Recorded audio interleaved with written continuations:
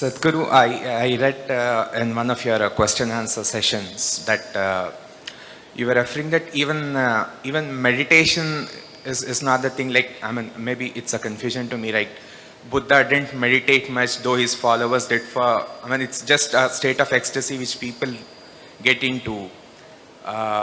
Is it that? Like, of course, I meditate and get the feeling of bliss and ecstasy, and it remains throughout the day. Is that enough for a spiritual journey? I'm a bit confused. It's enough incentive. It's only an incentive. Ecstasy is only an incentive. If it's painful, would you do it? No. So you feel blissful and ecstatic, that's only an incentive, that's not the goal. So Buddha was ecstatic? No, Buddha was never ecstatic. Did you ever see him dancing? He just sat like this. That's different. If I ask you to sit like that, would you sit? No. You need some incentive. So, just creating that sweetness in the system is an incentive. And above all, if you are feeling ecstatic within yourself, you become a better human being, isn't it? Aren't you? When you're very happy, aren't you a wonderful human being? Only when you're unhappy, you're a nasty human being, isn't it? Isn't it so? When you're happy, you're a wonderful human being, everybody is, isn't it? So keeping you ecstatic, a dose of ecstasy in the morning, the world is feeling better up. If everybody in Hyderabad started off in an ecstatic way in the morning, Hyderabad would be a wonderful place, isn't it? They start with tension, so it's something else is happening. So ecstasy is not the goal of meditation, it is just an incentive to keep you going, because otherwise you wouldn't go. So what is meditation? The purpose of… if we have to look at the purpose,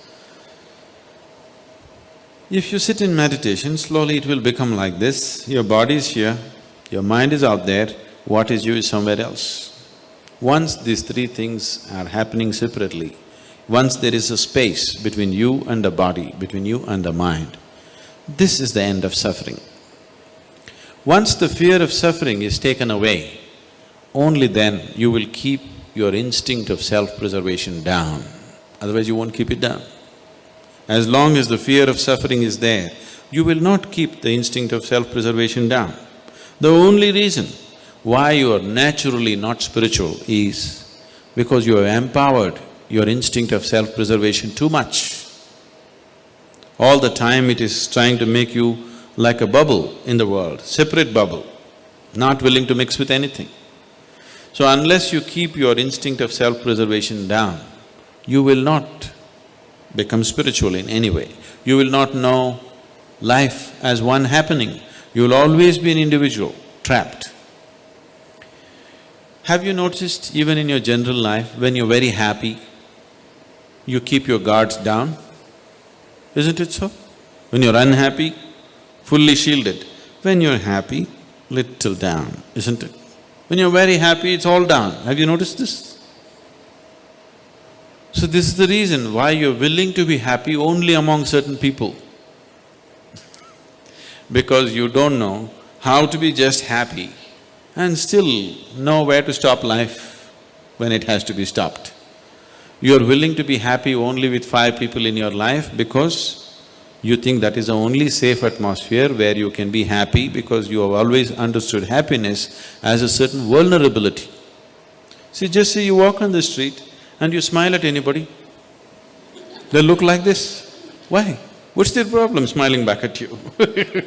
What are they going to lose? They think if I smile, he may exploit me. How will he exploit you? If he comes to pick your pocket, you can stop him. If he smiles, even a pickpocket smiles at you, why can't you smile at him? What is the problem? Just try today and see, just go out and smile. People who look like this, they're surprised, somebody is making me vulnerable to life. They want to go on the street like rocks, they want to go home and become life. Doesn't work. After some time you become a rock there also. If you want to be life, you must practice it everywhere, isn't it? So, Meditation gives you that space between you and your body, between you and your mind. Whatever suffering human beings have known, it has either entered them through the body or through the mind. Do you know any other kind of suffering? There are only two kinds of suffering, isn't it? Once you have a distance from these two things, this is the end of suffering. Once the fear of suffering is taken away, only then you are willing to venture into other dimensions of life. Otherwise, no matter what I tell you, you are only looking for safety.